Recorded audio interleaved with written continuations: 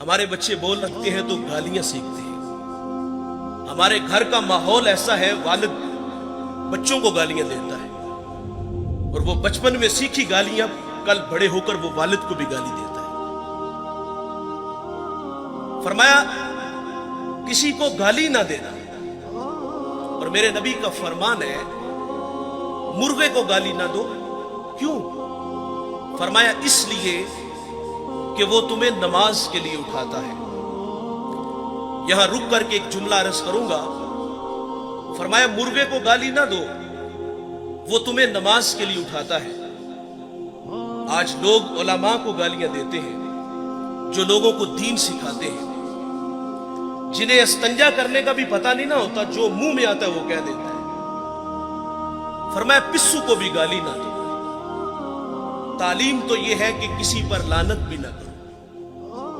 سیدنا صدیق اکبر رضی اللہ تعالیٰ عنہ فرماتے ہیں ایک دن مجھے غلام پہ غصہ آ گیا اور میں نے اس پہ لعنت کر دی.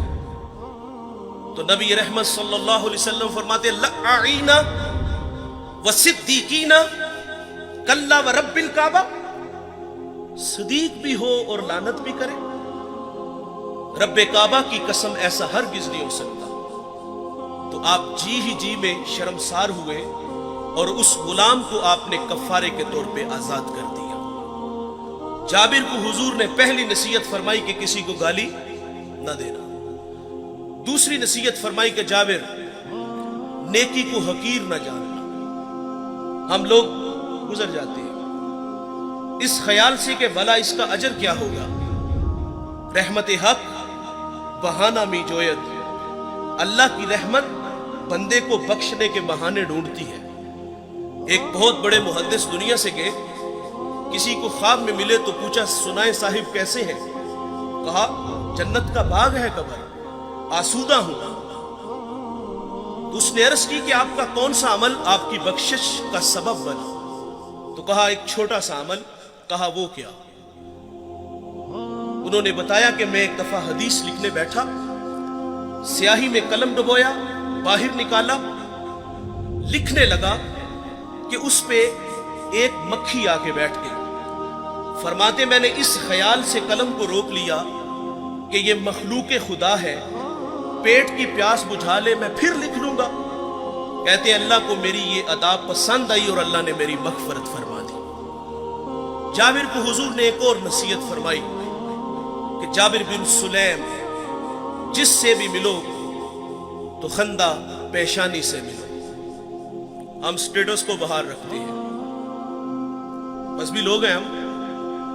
غریب آدمی ٹائم لینے آ جائے تو ہم ٹائم بھی نہیں دیتے، کوئی مسئلہ پوچھنے آ جائے تو ہم مسئلہ بھی نہیں بتاتے. انتہائی معذرت سے کہوں گا، ایک بندہ ڈسٹرکٹ منڈی بہاولدین سے چلا ہے، ایک کراچی سے چلا ہے، ایک پنڈی سے ہی چلا ہے. وہ لمبا سفر کر کے ہمارے پاس آیا ہے اور اس کی حیثیت کو دیکھ کر تسبیح دے کے مسجد کی نکر میں بٹھا دیا جائے کہ یہاں بیٹھ کے وظیفہ کرو. دیکھیے ہم جب کسی کے ہاتھوں میں ہاتھ دیتے ہیں تو وظائف کی کوئی کمی نہیں ہوتی. 1.25 لاکھ مرتبہ پہلا کلمہ پڑھنا ہے، درود پڑھنا ہے، استغفار پڑھنا ہے.